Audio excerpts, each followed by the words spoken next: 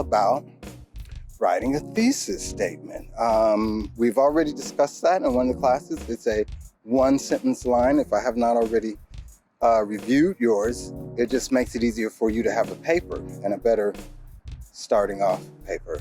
Meaning that if you look at the rubrics, under rubrics, you'll see the scores for each section. So I'm trying to help you with each section. So let's just get to one thing at a time. Thesis statement.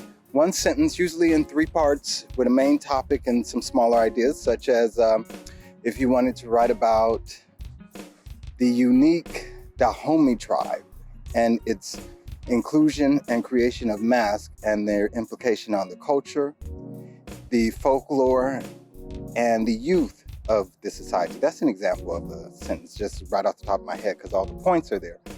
It's just making sure that your topic is narrow and that the focus stays to the point.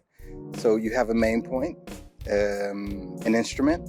Perhaps you want to talk about its usage when, not overall the whole history of its life, but maybe over the past 30 years. Remember, the paper is only 1,500 words. No subchapters, so no like section 1, section 2, section 3, none of that. It's just a straight written essay.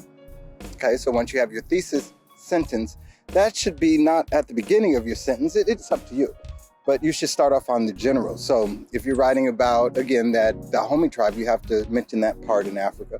Maybe you want to talk about what was going on at the time of this creation of a particular mask, not all the masks, because they specialize in making masks. So maybe you should focus on one type of mask and narrow it down so that you can actually cover it in a way that makes sense. So once you have that, now you're writing about your text and your data. So a greatly written paper will only have no more than 3 citations per page, because remember, the page or the paper is not about how many cited sources you can list or who said what.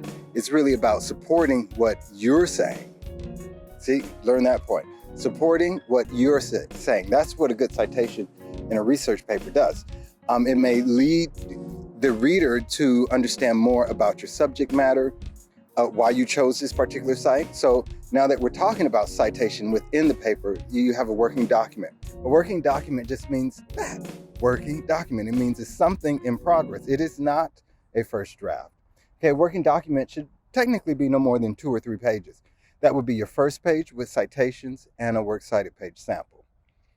It's all just a sample. It's not the final work. So I don't know what this confusion is, which means you're not paying attention. So pay attention.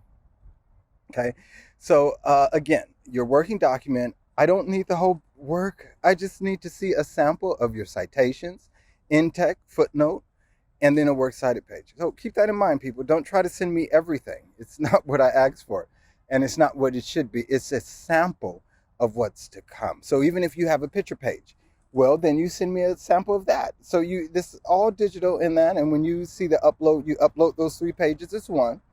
Okay, and they're all there, or those 2 pages is one. But don't send me the document. I'm going to send that back. I'm not looking for that. I'm looking for a working document. Cite a source when you're supporting something. If you give dates, you give facts, you give definitions, these should all be cited sources. And you can cite a line, you can cite a paragraph, but you can't cite a whole page. Remember that? And then in text should be books only, people. MLA requires books in text. So once you have your books in text, then your website should be at the bottom. And you need to look at the layout for that. I can tell when you're not looking at my information, because when I look down at the bottom of your page, I see something foreign to how it should look. Your citations inside of the footnote should be short. They should be the short version, www.xyz.com. I've written this, it's already in line, so I don't know why you wouldn't apply it, but that's what it is. So also with your websites or any other sources that's not, you can put anything in a footnote. In your footnote, you can have books, and you should look at the forms. There's like the first time you list something, the second time, I bid, a few different things, how to do this properly.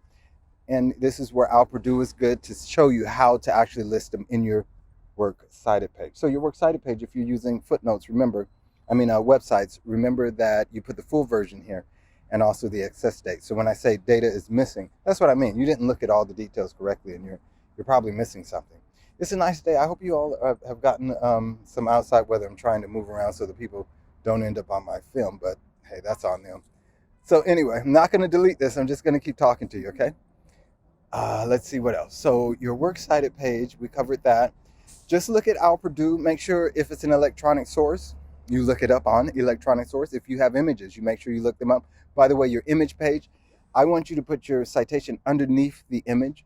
So if you gathered a picture from Google and you copied and pasted it, make sure you put your citation there. This is why I'm not using a lot of the online images in my YouTube page, because there's some copyright information that, but for papers and examples and samples, there's a little different narrative that goes there. And so once again, cite your www. whatever on that page. You don't have to do the short version. You can actually do the full version just to be legally correct. But if you like to do the short version, that's fine, www.xyz.com. Then on the actual works cited page, include where your images came from as well. So you could say your Google links and then, write it down, or you could write the listing of the website. It'll show you how to do that. So make sure you do that. Watch the videos if you're still concerned you don't know how to do any of this stuff. I provided great videos in MLA. The next topic would be, I'm going to have some words for the terms in the purple just to cover chapters that I'm not going to provide you videos with.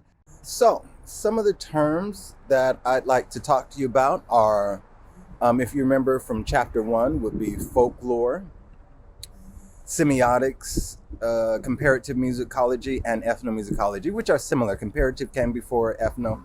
And make sure you know the definitions. Ethnomusicology is the cultural study of music, okay? Music from a cultural perspective, okay? Remember all the words. Timbre. I spelled timbre wrong on there. Sorry about that. Timbre. Pitch, rhythm, dynamics. Organology is the classification of instruments, not something in science. If you put science, that's wrong. Sach Hornbostel, those are the people who created the system. Okay, areophone, quartophone, membranophone, idiophone, those are all different types of organology within the system of organology. Go figure. The fret is the thing, if you play guitar, where you go up and down the fretboard. The fretboard is where the notes, like in a piano, on the keyboard. So make sure you kind of understand that. And those things can be solved easily by looking at a picture, typing the word in on Google and just looking at a picture. By the way, also, some of you who do not understand how to do a thesis statement or a sentence, you need to Google it and look it up. Being ignorant to what something is does not clear you on learning what it is. Either you're here to learn something new, which I'm trying my best to do for you in a digital environment and make it a little easier for you and not as intense by providing videos and allowing you to look at them when you can, or you want to stay the same way you were when you came, and I can't help you with that. So you didn't learn it, so that'll be that. Chapter 3 is only 2 words: etic, cultural perspective from an outsider; emic, cultural perspective from an insider. Chapter 5, that's India.